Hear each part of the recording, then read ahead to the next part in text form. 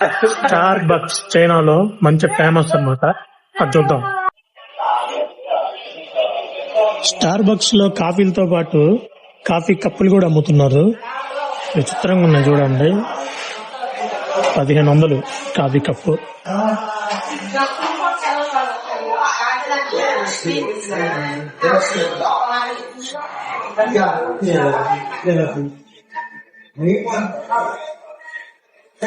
ఈ కాఫీకి water bottle చూడు, ఇది అంత 2030 రూపాయలు.